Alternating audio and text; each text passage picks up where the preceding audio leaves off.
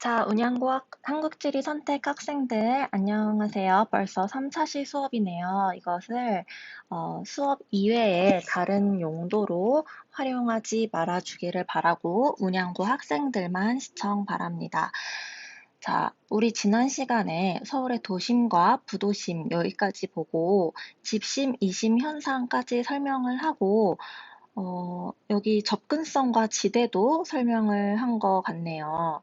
그리고 오늘 여기부터 하겠다고 했었죠. 그래서 이 집심, 이심 현상이 접근성과 지대가 당연히 접근성은 요쪽, 이 도심과 가까운 쪽이 더 접근성이 좋기 때문에 높은 지대를 지불할 수 있는 상업 업무 기능이 위치하고 좀 더 외곽 도심으로부터 조금 더 밖으로 나가면 공업 지역이 그나마 그 다음에 주거 지역보다는 높은 지대를 지불할 수 있는 능력이 있기 때문에 접근성이 그 다음으로 좋은 곳에 위치를 하게 되고요. 그 다음에 지대 지불 능력이 가장 낮은 주거 기능은 도심에서 가장 멀리 떨어진 지역으로 나가게 된다. 그래서 이러한 도시 내부 구조, 도심 그 밖에 중간 지역, 그리고 주변 지역, 오늘 배우게 될 개발 제한 구역, 그리고 중간중간에 도심의 기능을 분담하는 부도심이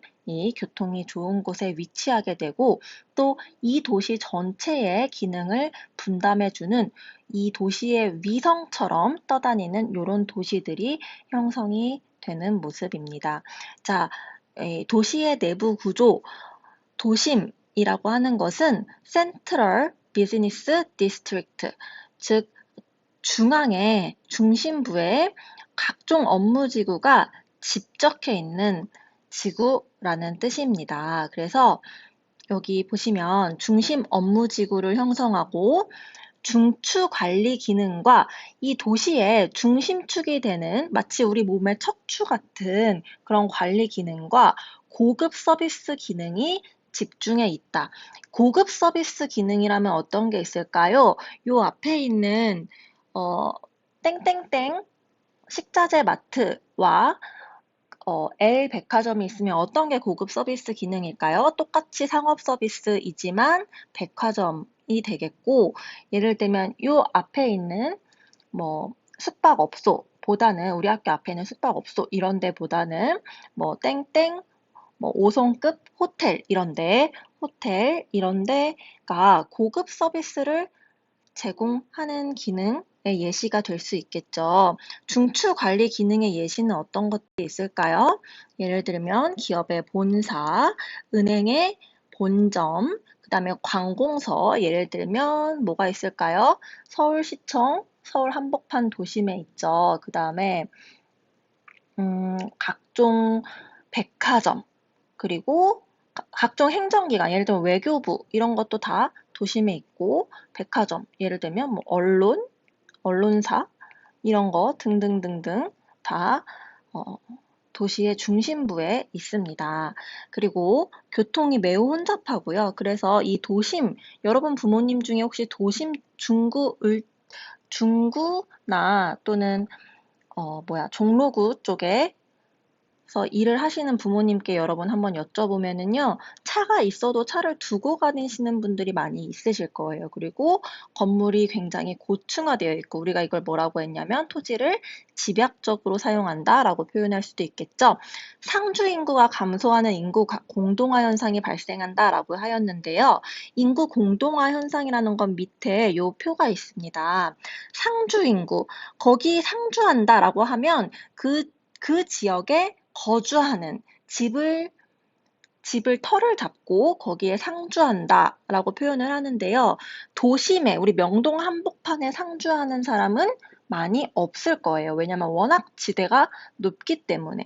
그럼 여기는 주로 이런 기능들만 있는 거지 중추 관리 기능이 주로 있는 거지 주거 기능이 주로 있는 게 아니라는 뜻이에요. 그래서 보면은 인구 공동화 요 표를 한번 보겠습니다.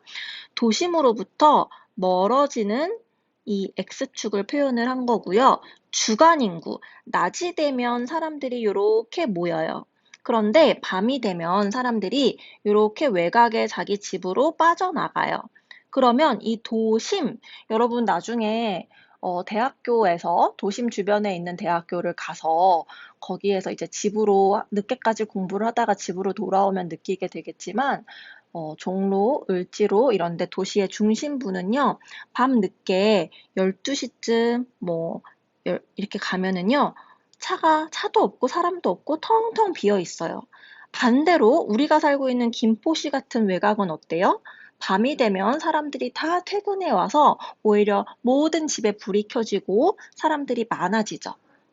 그래서 도시의 중심부가 밤만 되면 텅텅 비는 현상을 인구 공동화 현상이라고 합니다. 공동화, 공동화 현상이라고 한다. 중간 지역은 도심을 둘러싸고 있는 지역이다. 도시가 처음 형성됐을 때요, 여러분, 당연히 도시의 중심부가 먼저 형성이 됐을 거고, 이렇게 확장해 나갔을 거예요.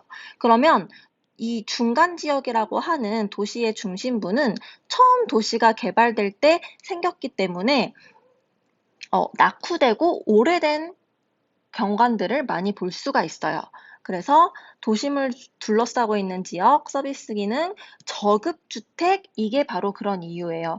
예를 들면 주변 지역에 새로 만든 신도시, 위성도시, 새로 만든 아파트 단지 이런 데는 저급주택이 많이 없을 거예요. 우리가 살고 있는 김포 신도시도 이렇게 주변에 새롭게 조성한 데기 때문에 신축 아파트들이 굉장히 많이 우리 학교 주변에 위치하고 있죠. 하지만 서울이라는 도시가 처음 생기고 산업화가 시작되고 요맘때 도시가 확장되는 과정에서 처음 주변에 생겼던 그런 주택들은 많이 낙후되어 있을 거예요. 그리고 처음에 공장들이 주변에 60년대, 70년대 이렇게 공장들이 생겨난 것들이 아직까지도 남아있기 때문에 낙후된 경공업 단지들이 있을 거예요.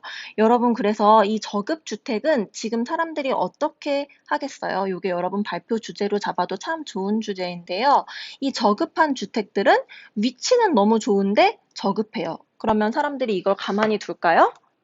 재개발을 하겠죠. 그쵸? 이게 우리가 다다음 단원에서 배우게 될 내용입니다. 그래서 이따가 이 도심에서 가깝지만 저급한 주택들이 재개발되는 사진들 한번 보여드릴 거고요. 그래서 여기는 우리가 좀 점이지대라고 표현을 합니다. 점이지대라는 것은 두 가지 특성이 혼재되어서 나타난다.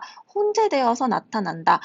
공업단지도 있을 거고요. 도심 근처에 접근성이 좋은데도 공업 단지들이 나타나기도 하고 저급주택도 있고 각종 서비스 상업 기능도 있고 이런 여러 가지 특성들이 혼재되어 있는 점이지대다. 라는 특징. 그래서 이런 여러 가지 특성을 갖고 있다는 얘기는 사실 수능에서도 출제하기가 조금 애매한 부분이 있다. 이렇게 이해하셔도 되고요. 그 다음에 부도심은 도심의 기능을 분담하는 거예요.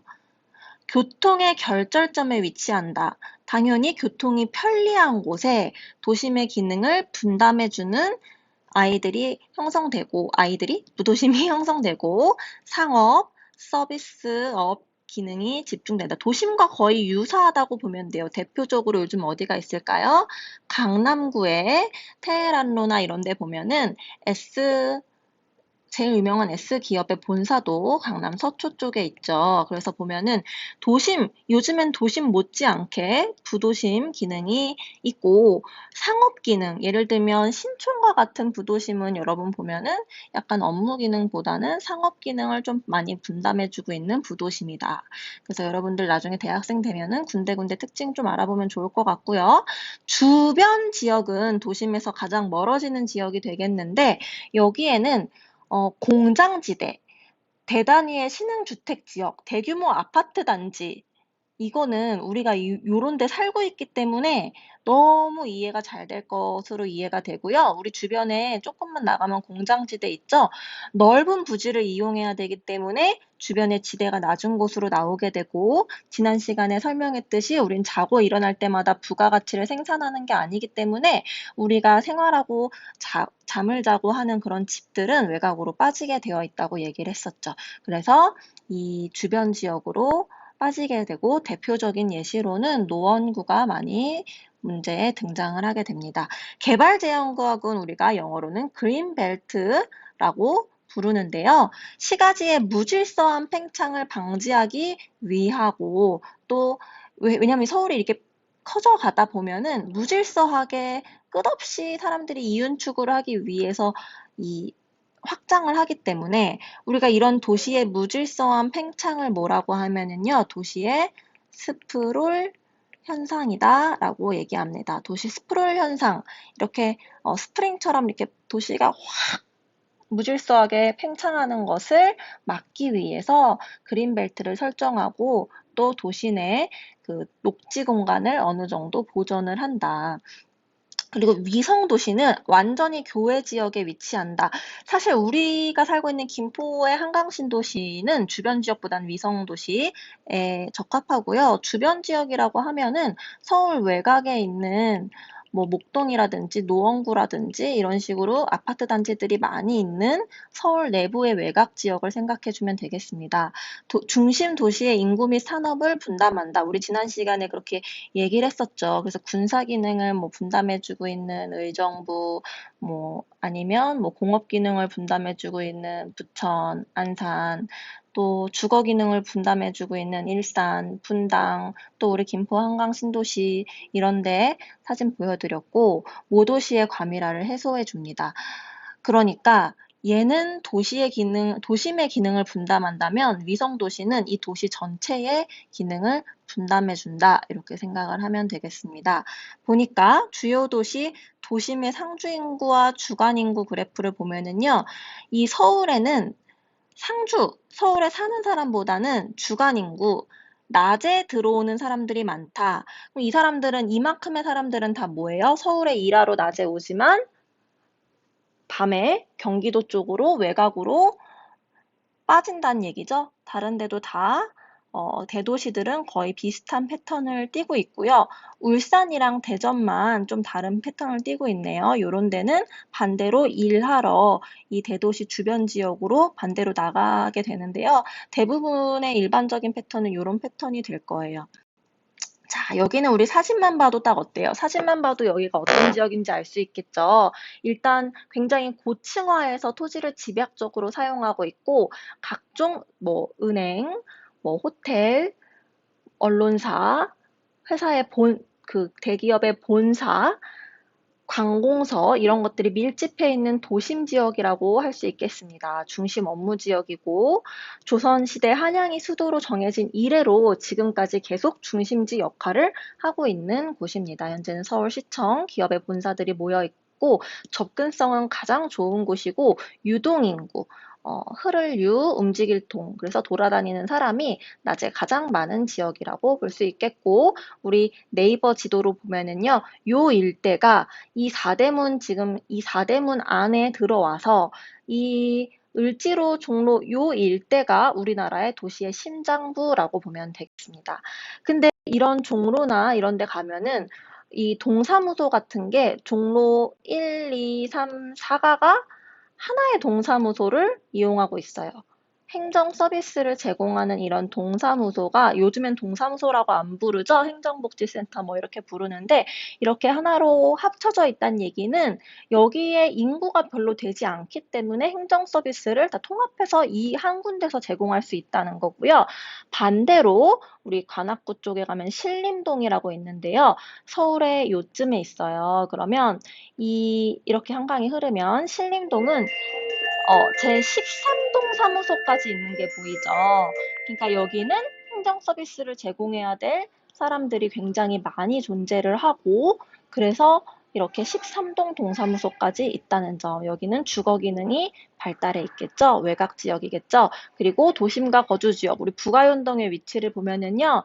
도시의 중심부에서 정말 이 광화문 을지로에서 조금만 벗어나면 바로 아현동이 있어요. 그러니까 얘는 바로 주변 지역이라고 보면 되는데 여러분 딱 사진을 보니까 어때요? 굉장히 낙후된 그런 주택들이 많이 있죠. 그래서 도시가 처음 생겨났기 때문에 이런 신도시들보다 굉장히 먼저 일찍 생겨난 이런 집들이 많아요. 이런 아현동이 지금은 어떻게 됐는지 여러분 한번 인터넷으로 찾아보시고 또 여러분 발표 기회도 있기 때문에 이런 주제를 삼아서 도시 주변 지역에 재개발에 대해서 조사해서 발표해도 좋을 것 같습니다. 지금은 새로운 아파트 단지들이 들어섰고 굉장히 호가가 높은 상태예요. 그래서 LA의 도심을 보면 저기 멀리서 봐도 어디가 도심이라는 걸 알 수가 있죠. 그래서 이 도시 보면은 우리 이 여기 중구와 종로구 쪽에 대기업의 본사, 그다음에 여러분 여기 강남구 쪽은 지금 부도심인데 지금은 거의 도심과 비등비등해지고 있다라고 얘기하고 있거든요. 고급 서비스 기능을 제공하는 호텔, 그다음 백화점은 상대적으로 좀 군데군데 있는 편이죠. 자, 그리고 예를 들면 구로구 같은 데를 한번 볼게요. 우리 위치를 여러분이랑 학습을 했기 때문에 구로구는 서울을 4등분 했을 때 왼쪽 아래쯤에 있다 이렇게 보면 되는데요. 여기는 최초의 수출 산업단지로 우리나라가 60년대 최초로 어떤 공업으로 일어났나요? 경공업. 예를 들면 이건 우리나라 정말 상식이에요, 여러분. 60년대, 70년대 우리나라는 잘 살아보세요 하면서 갖고 있는 게 노동력밖에 없었기 때문에 가발 공장, 신발 공장, 가벼운 것들을 만드는 경공업이 발달했고, 그렇게 해서 본 돈으로 7, 80년대 중화학공업이 발달했어요. 무거운 것들, 뭐 자동차, 기계, 화학이라고 하면 뭐 석유화학 이런 공업들이 발달을 했고, 자본이 생겼기 때문에 이런 중화학공업이 요걸 토대로 발전할 수 있었던 거고요. 그렇게 해서 90년대 이후에는 첨단 산업, 우리나라 반도체 유명하죠? 첨단 산업이 발전을 하게 된 거예요. 그래서 구로구 일대에는 최초의 수출 산업 단지라고 하면 처음에 이런 경공업 단지들이 조성이 되었어요. 그런데 요새는 섬유 봉제, 여러분 옷 같은 거 뒤집어 보면 요새는 메이드 인 코리아보다 메이드 인 차이나, 베트남 이런 것들이 많잖아요. 그래서 이제는 이런 경공업 단지들이 쇠퇴를 해서 그 자리를 뭐가 메워주고 있냐면요. 정보통신 산업. 그래서 과거에는 구로 공단역이라고 역 이름이 있었다면은 지금 여러분 지하철 노선도 살펴보면은 구로 디지털 단지역, 구디단 이렇게 되어 있을 거예요. 그래서 탈바꿈하고 있다. 그래서 우리가 이렇게 공업 지역이 서울에 어, 이,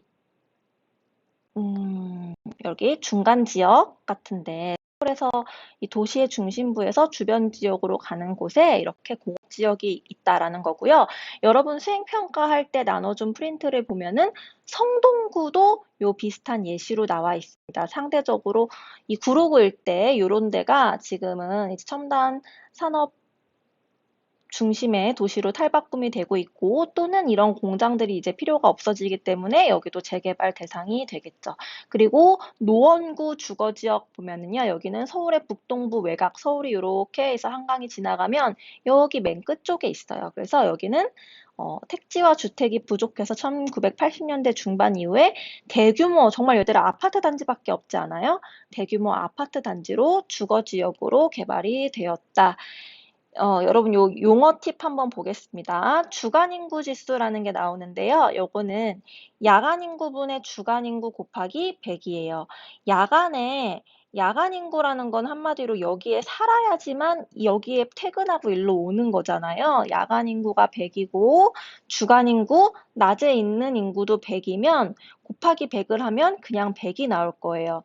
주간 인구 지수가 100보다 크다는 거는 주간에 낮에 돌아다니는 사람들이 훨씬 많다는 거고 그런 데가 어딨냐면은 요런 데가 가장 심하죠.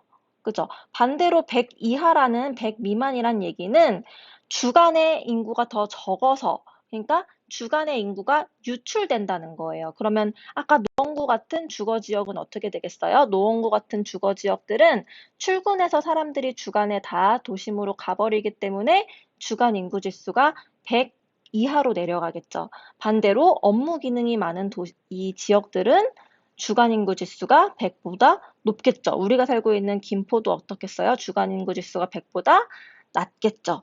이해되나요? 그래서 중구, 그다음에 강남구, 노원구 이런 곳의 위치는 가나다 위치를 선생님 찍어놨잖아요. 이거는 한번 꼭 읽어보세요. 이거는 수능 특강에 그대로 나와 있는 거니까 여러분들이 요거는 왜냐면 여러분 우리가 서울에 안 사는 친구들도 많이 있고 수능 보는 친구들 중에서는 물론 우리 서울이 중심 도시이기 때문에 배우긴 하지만 나오는 지역들이 어느 정도 정해져 있다는 거예요. 그래서 이 지역이 우리 아까 위에서 다 설명을 했으니까 읽어보면 알겠습니다.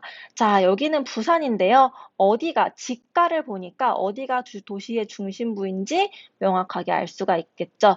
집에 가자 하고 퇴근이다 부앙 해서 부모님이 퇴근하고 오십니다. 그러면 도시의 중심부 외곽 지역 왜 주간 인구 지수가 도시 중심부가 높고 외곽 지역이 낮은지 알 수 있게 하는 그래프가 되겠네요. 보면은 지금 이렇게 빨갛게 표시된 지역들이 상대적으로 낮에 출근해서 유입되는 인구가 많은 지역이다. 여의도, 영등포구, 중구, 종로구, 용산구, 그다음에 서초구, 강남구 이쪽에 회사들이 많다는 얘기죠. 자, 여기서 여러분 이번에는 하나 바뀐 게 없네요. 선생님 지금 보니까 여기 지금 위치를 다 찍어놨어요. 노원구, 중구, 그다음에 부도심으로 대표 주자 강남구, 사실 한 5년 전만 해도 부도심의 대표 주자로 다른 지역을 예시로 많이 나왔는데요. 최근에는 주로 강남구가 나오는 추세고요. 그 다음에 이 금천구의 과거에 굴뚝형 공장이 사라지고, 그러니까 뭐 가발 공장, 신발 공장, 경공업 산업단지들이 사라지고 아파트형 공장들이 이런 첨단 산업단지로 탈바꿈한 금천구까지 예시로 되어 있습니다. 여러분, 이 답도 보여드릴 테니까 여러분들이 채워보면 되겠습니다. 그 다음에 오늘 여기까지만 진도를 나갈 거니까 좀만 힘을 내주세요. 도시 내부 구조의 변화. 대도시의 도심은 재개발을 통해서 주거용 토지 비중이 크게 감소하였다. 이제는 도심부에 남아있는 주거용 토지들은요, 다 이렇게 고층화되고 오피스로 바뀔 거고요. 상업 업무용 토지, 이미 우리나라의 도심은 거의 도시의 중심부 을지로 이런 데 지나가 보면요. 다 높은 고층 빌딩들 밖에 없어요. 거기 집 짓고 사는 사람 없다고 보면 됩니다. 거의. 부도심은 비슷하고 주변에 공장 이전 부지에 고층 아파트가 입지하기도 함. 이건 그냥 읽어보시기만 하면 될 것 같고 위에 아까 선생님이 설명한 것이 훨씬 중요합니다. 그리고 아까 반대로 대전이나 이런 곳들 새로운 중심지가 등장함에 따라서 도심이 급격하게 쇠퇴하는 이런 케이스도 있고요. 그래서 반대로 역출근으로 도심에서 밖으로 출근하는 희한한 형태가 나타났었잖아요. 다시 가볼까요? 이렇게 대전이나 울산 이런 데 보면은 반대로 도심에서 낮 시간대 유출되는 인구가 더 많은데 그 이유는 이런 이유가 되겠죠. 하지만 서울은 어디까지나 도심 쪽에 낮에 주간 인구가 몰리게 된다. 이 영상 여러분들에게 보여줬고 B반처럼 영상을 많이 못 본 경우에는 선생님이 오늘 안에 다 올려줄 텐데요.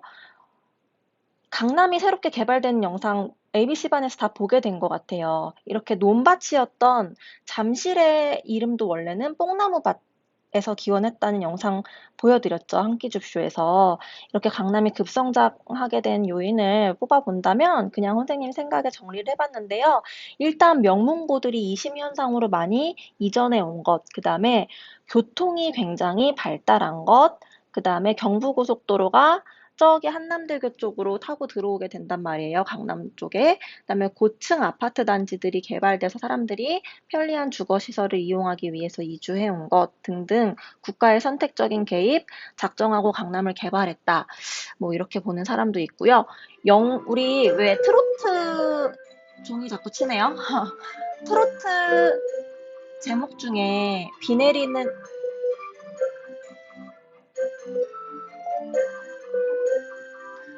내리는 영동교 아래서 뭐 이런 거 있잖아요. 이 영동이 왜 우리 강남 쪽에 가면 영동고등학교라고 남고도 있는데요. 강남의 옛날 이름이에요. 그래서 강남 쪽이라고 보면 되는데 처음에 이렇게 논밭이었다가 이제 새롭게 이럴 때 요만큼만 사놨으면 얼마나 좋을까 이런 생각도 드는데요. 이렇게 여러분 그 뉴스에서 음마 아파트 대치동 이런 데 많이 들어봤죠? 이런 데도 원래는 이렇게 바로 앞에 이렇게 이런 경관이 있었던 곳이다. 처음부터 강남이 아니라 이렇게 새롭게 신시가지로 개발되고 도시가 확장되는 과정에서 생긴 것이고, 예를 들면 승명여고나 뭐 경기고 이런 학교들이 오래된 이런 사학들이 이심 현상으로 밖으로 빠져나온 그런 것을 증명하는 사진들입니다. 이전 기념비. 그리고 중동고라고 여러분 들어봤나요? 중동학교도 마찬가지고 원래 도시의 중심부에 있다가 도시가 확장되는 과정에서 이심 현상으로 이렇게 빠져나가게, 도시 외곽 쪽으로 빠져나가게 된다.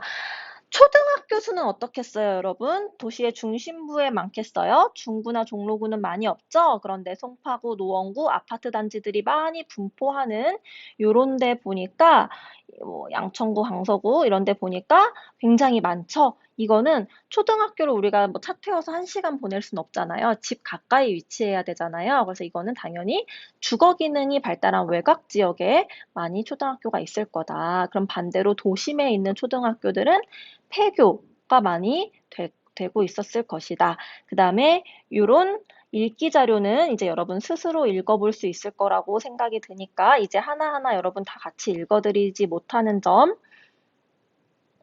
나머지는 요거 부도심 이 사진도 봤고, 나머지는 여러분 좀 그 복습 개발 제한 구역에 대해서만 조금 보고요.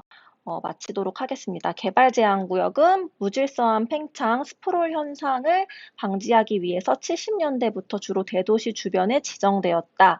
더 이상은 개발하지 마, 요쪽은 개발하면 안 돼 라고 정부에서 묶어둔 거예요. 어떻게 보면 개인의 사유재산을 마음대로 할 수 있는 권리를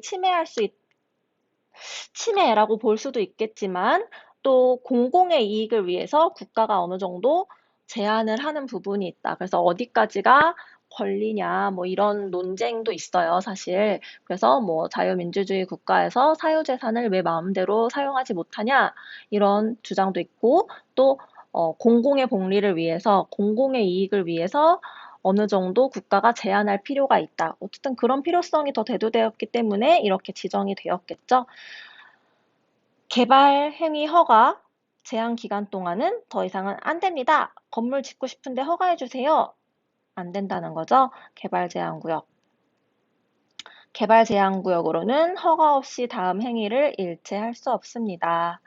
이렇게 되어 있고요. 서울의 개발 제한 구역은 이렇게 되어 있는데 이게 가끔 해제되기도 하죠. 이 서울의 개발 제한 구역입니다. 서울만 있느냐? 그건 아니에요. 대도시 주변에 이렇게 개발 제한 구역들이 걸려 있고요.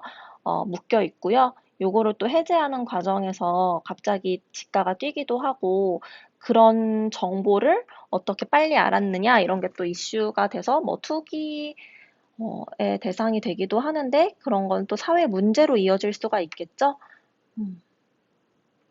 그리고 이런 개발 제한 구역을 소유하고 있는 사람들은 반대하기도 한다. 방금 이야기했습니다.